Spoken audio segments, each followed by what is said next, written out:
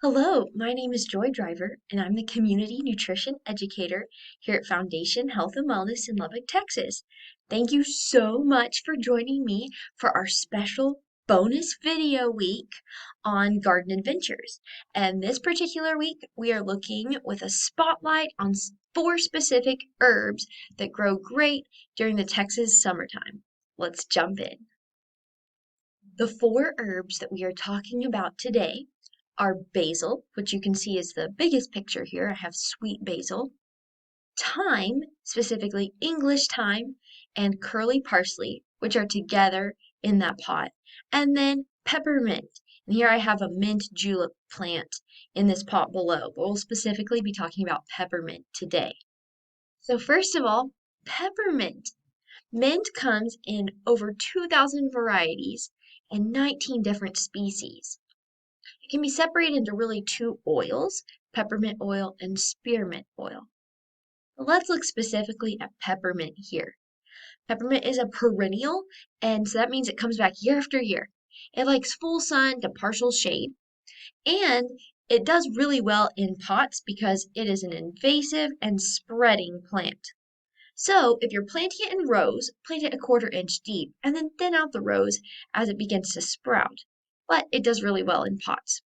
Don't overwater your mint plant. That's an important caretaking fact. It does like water, but make sure that the soil isn't too wet. Mint does best if you propagate it from cuttings or root divisions with regard to flavor. It does really well from seeds or transplants. You can often find mint at the grocery store in the gardening section these days, especially in the summertime. Let's talk about the nutritional value of mint. So how can this be of nutritional benefit? Well, mint does support healthy digestion. It aids in headache and nausea relief, and it encourages muscle relaxation. So, specifically with regard to the mint plant, if you're using the mint leaves, how can we incorporate this into our eating patterns? Well, mint is a fantastic, flavorful, rich herb. So, for edible enjoyment, you could freeze chopped mint in ice cubes, and then you can drop those ice cubes into your water. If you dry mint, you can take clippings and hang them upside down, and it will dry naturally, and you can make your own dried mint, which is very flavorful. You can use fresh mint chopped on a salad, or visit our website, fhwlubbock.com, for our Refresh Sip recipe that uses mint and is personally one of my favorites. Okay, so let's take a look at basil. Basil is another one of my favorite herbs.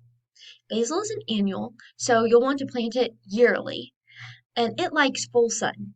Basil also prefers well-drained soil, so make sure you have a good draining pot or that the area of your ground that you're planting it in will be able to drain well and not puddle. It does like light to moderate water. Basil is fragrant, so it does really well if you plant it by a path or a doorway where you can just brush against it and enjoy the beautiful smell. It has attractive flowers when it bolts, and so that can be really fun. They're pink or purple or white. And it is a fast-growing plant. It does love the heat. Basil comes in 64 different species, such as sweet, bush, Greek, Thai, Genovese, purple, cinnamon, or lettuce. You can see that I have a sweet basil here. And if you're planting it from seed, you may want to start it off indoors for a couple of weeks before the first frost has ended and then transplant it. Since I mentioned that basil does have beautiful flowers, do note that those flowers will take extra energy from the plant. And so once it starts to bolt, you'll probably want to pinch off those flowers in order to continue the plant propagation, unless you're wanting it for the flower purpose. Basil's great for the windowsill or the countertop. And so let's look now at how you can incorporate it and what nutritional value it provides.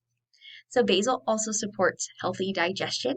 It's a great source of vitamin K, which is important for blood clotting as well as bone health.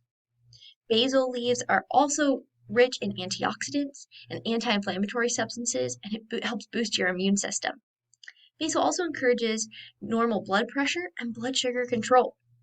You can enjoy basil in anything Italian, such as pizza, pasta sauce, or pesto. Basil can be delicious just as flavor on a salad or as an ingredient in a salad dressing. You can see my thyme plant here in the corner. It's growing really well. I have English thyme this year, and it's a perennial, so it will come back year after year. Thyme really does like full sun to partial shade, which is great for our Texas heat. Thyme is a Mediterranean native plant, so that's kind of a fun fact too. An important thing to remember about thyme is that it needs air circulation to the roots. So just like a couple of the other herbs we've talked about, we want to make sure that we have a good, well-draining pot and that we don't overwater it as well. We want to keep the leaves mostly dry. So when you're watering your thyme, try to just water near the roots so that it can drink into the soil and the plant can drink it up. Prune the thyme gently. We don't want to create any kind of woody stems. And this is also a spreading herb, so it's very nice for hedge or border use. It goes very complementary with other herbs like hyssop, garlic, chives, and rosemary. It does resist the drought, so it's very nice for our hot Texas climate. Nutritionally, thyme is definitely helpful for the immune system as it is a good source of antioxidants, antifungal, antibacterial, and antiviral compounds. It's also a good source of vitamin K, calcium, iron, magnesium, manganese, and selenium. Wow, this is a great herb. So how could we enjoy some thyme? Well, it goes really well with vegetable and grain dishes. For example, if you're making fresh milled bread or fresh milled crackers, you could add some thyme in there. It also complements sweet corn and potatoes well. So this is a fun one for the harvest season too, but it grows great in the summer. And now parsley. Parsley is also a Mediterranean native, just like thyme. And it is a biennial, so that means it will grow and last for about 2 years. But it often can behave like an annual. My curly parsley here is growing so wonderfully. I've been very impressed and excited because of this particular herb.